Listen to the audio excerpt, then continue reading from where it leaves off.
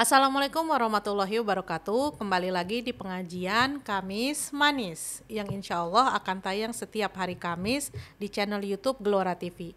Pengajian Kamis Manis ini diadakan oleh Majelis Taklim Nisaul Jannah Gelora yang insya Allah akan mewarnai dan menceriakan kehidupan Islam dan iman kita. Amin, amin, amin ya robbal alamin. Saya Hisan bersama Ustazah Lulu dan Fadil.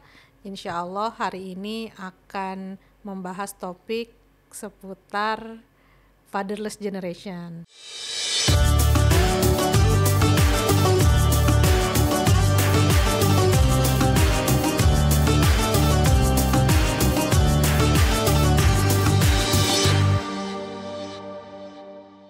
Apa kabar Ustazah? Alhamdulillah baik. Fadil apa kabar? Insyaallah baik. Nah Ustazah mau tanya nih. Jadi ada banyak fenomena akhir-akhir ini ya, fenomena fatherless generation, di mana ayahnya ini masih ada tapi seperti tidak ada gitu Ustazah. Nah ini dalam Islam seperti apa sih? Iya, jadi kan Hisan ya, kita Islam itu mengatur segala sesuatu dengan sempurna. Karena undang-undang ini atau syariat ini yang membuat adalah Allah Subhanahu wa Ta'ala. Jadi tidak ada celah sama sekali. Bahkan dalam rumah tangga pun sebenarnya kalau kita mengikuti Islam itu udah sebuah kesempurnaan, diatur sedemikian rupa. Laki-laki pemimpin, perempuan yang dipimpin, kemudian anak-anak yang dididik oleh ibu bapak. Ya, jadi kalau semuanya mengikuti Islam atau tata cara Islam atau undang-undang Islam atau syariat Islam, insya Allah akan lahir generasi yang sesuai yang diinginkan Islam. Nah ini kan yang tadi Hisan sampaikan itu hilangnya sosok seorang bapak. Ya. Kenapa? Baik dalam keadaan yang rumah tangganya utuh, tidak ada perceraian ataupun apalagi perceraian. Ya. Di sini mungkin kurang taunya dari kita ya, bahwa tanggung jawab dalam mendidik, tanggung jawab dalam membiayai dan lain-lain itu terpusat pada seorang bapak.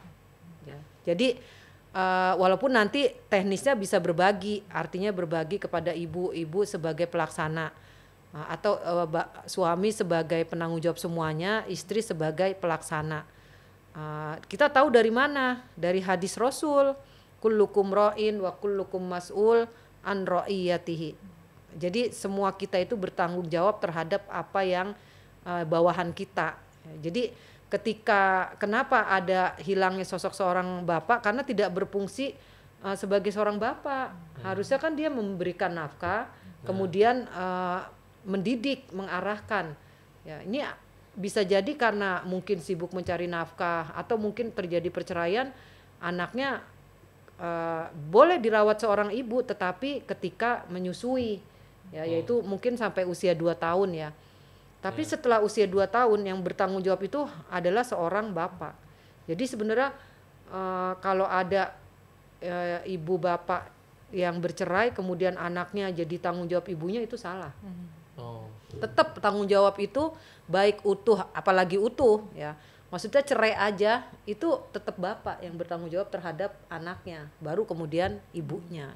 Tanggung jawab di sini maksudnya untuk menafkahi dan mendidik ya Ustazah? Iya, menafkahi dan mendidik. Atau kalau emang dia menyerahkan kepada ibunya nih, seorang bapak ya, menyerahkan kepada ibunya, berarti dia harus memfasilitasi semua kebutuhan anak-anaknya, baik kebutuhan lahir, pendidikan dan lain-lain. Nah, itu bisa dibilang kayak gitu, tapi di anaknya nanti putusnya di umur berapa saja? Maksudnya nggak dinafkahi lagi gitu ya? Kalau dalam Islam disebutkan sampai balik. Sampai anak itu bukan. Oh, bukan. Sampai akil balik. Oh, akil balik. Ya, akil balik artinya sampai dia akil balik itu mateng dan bisa mencari nafkah. Ya, kalau dalam untuk si anaknya itu.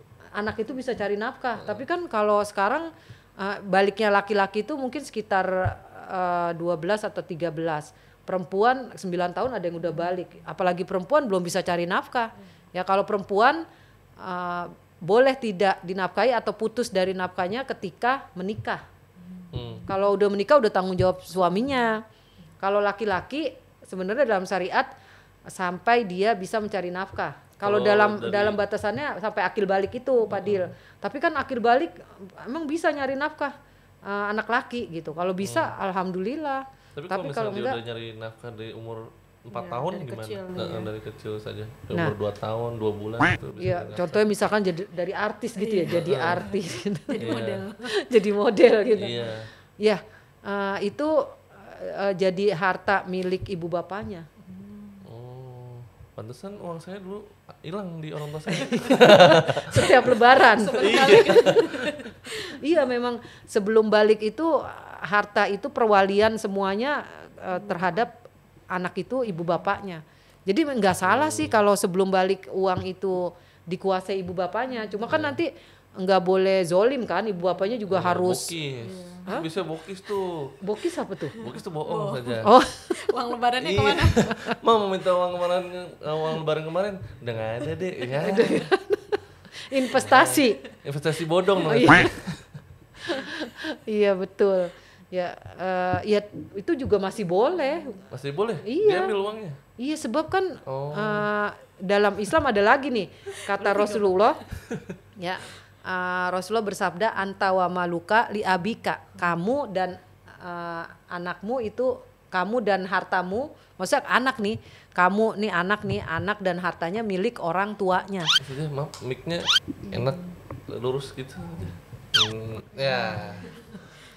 Jadi kamu dan kamu tuh anaknya dan hartanya milik orang tuanya. Jadi kalau orang tua yang ngambil uang anak, bahkan sampai anak itu udah balik belum balik aja boleh, apalagi istilahnya udah balik aja boleh, apalagi belum balik. Itu anak dan uangnya itu milik orang tua. Nggak dihukum dalam Islam, nggak ada hukuman orang tua ngambil uang anak dihukum enggak. Tapi kalau anak ngambil uang orang tua itu dihukum, potong tangan bisa. Terus Curi dari orang tua. iya Kalau kalau misalkan kita dititipin duit buat beli terigu kan. Kembaliannya 3.000 kita ambil gitu. Boleh? Nggak boleh Berarti itu Ustaz? mencuri dari orang tua. iya Itu nggak boleh saja. nggak boleh. Ya, saya sering lagi. Tapi kalau belum balik nggak apa-apa, Oh, belum balik. belum dihisap. Tapi maksudnya ada batasan nggak? Misalnya kan ini anaknya sudah dewasa, udah kerja gitu kan, punya gaji. Nah ini apakah semuanya diambil sama orang tuanya gitu? Karena kita dan harta kita milik orang tua gitu Ustaz. Iya. Nah, itu gimana saya bilang? Anta wa maluka li abika. Ini kalau orang tua yang baik itu tidak akan pernah mau mengambil harta anaknya. Tapi kalaupun terjadi orang tua mengambil harta anaknya, sebab adanya harta anak itu juga dari orang tua. Maksud dari orang tua apa? Anak itu lahir ke dunia aja itu dari orang tuanya. Makanya istilahnya Rasulullah bersabda seperti ini supaya jangan ada anak yang durhaka kepada orang tua. Artinya kalau orang tua ngambil uangnya ya udahlah gitu, namanya orang tua. Ya udahlah nggak apa-apa, orang dia bisa punya uang juga karena dia lahir ke dunia. Kalau dia nggak dilahirin oleh orang tuanya, nggak ada dia. Tapi hukumnya Nggak untuk ada hartanya. bapak yang nggak ngurusin keluarganya gitu udah lama, itu hukum dalam Islamnya gimana saja? Apakah Yang tidak bertanggung Iya, jawab. yang nggak bertanggung Bapak yang jawab tidak bertanggung jawab gitu ya, nggak ngasih nafkah, Iya. nggak ngasih pendidikan dan lain-lain, Ada dosa. hukumannya nggak? Dosa. dosanya Ya seberat ada. apa? Dosa sama aja ibaratnya mengabaikan amanah-amanah ya, tanggung jawab. Ya bisa dosa tergantung dia melakukannya seperti apa. Kalau memang melakukan terus-terusan berarti kezoliman yang besar. Itu kan zolim. Ya, zolim. Kezoliman yang besar, dan kezoliman itu kecil aja menjadi kegelapan di hari akhirat, apalagi besar. Artinya dari kecil nggak pernah ngebiayain, nggak pernah ngurus, nggak pernah ngerawat. Terus kalaupun nggak punya ilmu harusnya cari ilmu gitu. Nggak punya ilmu gimana Ilmu cara kebal. jadi bapak. Nggak punya ilmu jadi bapak, kan harusnya cari ilmu gimana jadi bapak. Tapi sebenarnya gini, terlepas dari itu semua, jadi bapak itu adalah naluri. Ya, jadi kalau naluri, Terus kalau misalnya ini Ustazah, ini kan tadi anak dan hartanya ini milik orang tuanya. Kalau untuk perempuan, kalau dia sudah menikah berarti itu terputus ya gitu. Maksudnya dia dan hartanya jadi milik suaminya gitu. Atau dia dan harta Harta dan- perempuan ini kan karena udah putus perwalian ya, yang berhak terhadap perempuan adalah suaminya. Iya, yang paling berhak terhadap perempuan adalah suaminya, yang paling berhak terhadap laki-laki adalah ibunya. Ya. Nah ini kan sering nih misalnya laki-laki dia sudah berkeluarga, tapi satu sisi harus menafkahi istrinya, tapi satu sisi lain dia dan hartanya tetap milik orang tuanya kan berarti. Iya, gitu. betul. Nah ini jadi gimana nih Ustazah? Iya, sebenarnya kan Islam itu sistemnya adalah adil, ya, tawazun, seimbang. Kalau orang tuanya ini orang tua yang baik, yang adil, pasti dia tidak akan merecoki rumah tangga anaknya, baik anaknya itu laki atau perempuan. Ya, tapi ya memang inilah kenapa diciptakan syariat oleh Allah dan Rasulnya supaya hidup ini seimbang. Karena di dunia ini nggak ada yang seimbang, maksudnya nggak ada yang seimbang tuh nggak ada yang ideal, nggak ada yang ideal. Jadi ada yang anaknya baik, bapaknya nggak baik. Orang tuanya nggak baik, ada yang orang tuanya baik, anaknya nggak baik. Makanya standarnya undang-undangnya adalah kita kembali ke syariat, kembali ke hukum Allah. Ya tadi hukumnya begitu, hukumnya kalau laki-laki itu milik ibunya, kalau perempuan milik suaminya. Jadi memang ibaratnya kalau perempuan udah serahkan kepada walinya yaitu suaminya. Kalau laki-laki dia berkewajiban menafkahi termasuk ibu bapaknya kalau ibu bapaknya udah jompo atau udah nggak bisa cari nafkah, wajib laki-laki menafkahi. Padil tahu nggak berapa perempuan yang wajib dinafkahi oleh laki-laki? Sebanyak-banyaknya. Enggak. Saya sih pengennya banyak. Ada 4 yang wajib dinafkahi. Oke. Istri 4 perempuan, istri, anak, janda. bukan janda. Istri, anak, ibu, saudara perempuan. Jadi Padil punya 4 tanggung jawab dalam menafkahi. Ini bukan mendidik nih, khusus menafkahi aja. Ibu, istri, anak, saudara perempuan. Jadi tuh laki-laki bertanggung jawab terhadap 4 perempuan ini. Kalau semuanya belum tidak berkeluarga gitu ya. Kan kalau saudara perempuannya udah punya suami, udah ada yang bertanggung jawab. Tapi kan nanti misalkan saudara perempuannya cerai, yang balik lagi yang bertanggung jawab siapa? Ibu bapaknya. Kalau masih ada ibu bapak nih, ada anak cerai. Kalau ada ibu bapaknya, tanggung jawabnya ibu bapaknya. Tapi kalau ibu bapaknya udah meninggal, penanggung jawabnya siapa? Saudara laki-lakinya. Gitu. Terus kalau misalkan ada dari awal nih lahiran, saya misalkan lahiran, terus lahiran Padil. Maksudnya saya lahir. Padil lahir. Saya lahir gitu kan. Terus baru 4 bulan ayah saya udah hilang pergi. Nah, meninggal. Enggak, maksudnya kayak hilang. Kabur. Iya, kabur lah berkelana. Terus singkat cerita saya udah gede, terus saya kaya, datang viral. Enggak. Tiba-tiba datang ayahnya ngakuin kalau saya tuh ayah kamu gitu. Nah itu gimana? Terus hartanya.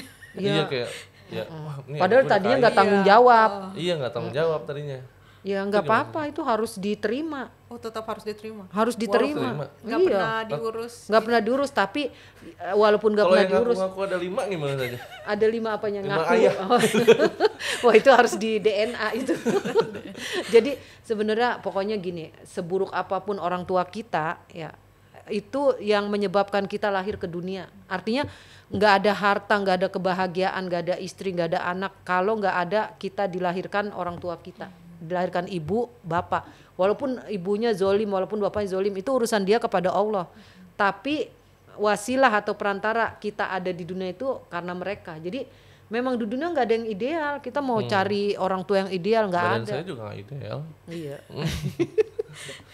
Jadi walaupun misalnya tadi fatherless, dia misalnya bapaknya udah ditinggalkan, tidak pernah dididik dan dinafkahi, tiba-tiba orang tuanya datang minta hak atas hartanya, boleh Ustazah? Iya, boleh. Boleh. Iya. Saya nggak mau. Itu karena belum punya ilmu, Fadil. Kalau saya nggak punya ilmu. Enggak, kalau nggak mau nggak punya ilmu. Baru dikasih ilmunya nih. Jadi kalau punya ilmu ya birrul walidain tuh itulah maknanya ikhlas. Istilahnya enggak ada timbal balik pun nggak apa-apa. Itu kan nggak ada timbal balik tuh. Iya. Maksudnya dia nggak ngurusin kita, cuma melahirkan doang, ya. Padahal justru gitu aja kali melahirkan Gitu aja kali ya. Gitu aja apanya? Hilang datang pas udah kaya ngakuin ayah. Berarti itu nanti dihisapnya begitu. Padahal istighfar, niatnya yang baik. Itu aja. Hidupnya enak banget gitu. Enggak enak. Orang yang nggak kabur enak itu nggak enak. Iya Chan ya. Misalkan kayak saya dinas gitu kan, ke luar negeri lama bertahun-tahun, datang-datang gitu. Kan bisa juga saja. Soalnya dulu ada temennya almarhum ayah saya, dia anaknya lahir tapi bapaknya udah dinas 5 tahun. Terus baru dateng. Anaknya nanya, "Om siapa?" gitu. Tapi dinafkahi ya anak ini. Nggak tahu sih. Nggak tahu. Kan yang penting dinafkahi. Terus kalaupun nggak dinafkahi, ada Allah yang menafkahi. Dan tetap statusnya mau gimana pun dia tetap orang tua kita. Ustaznya, ini mic-nya begini saja. Nah, Ini jalan melulu mic-nya. Iya. Tuh, kayak kesenggol kabelnya. kayak ini fatherless dan jalan. Kabur. Udah ya?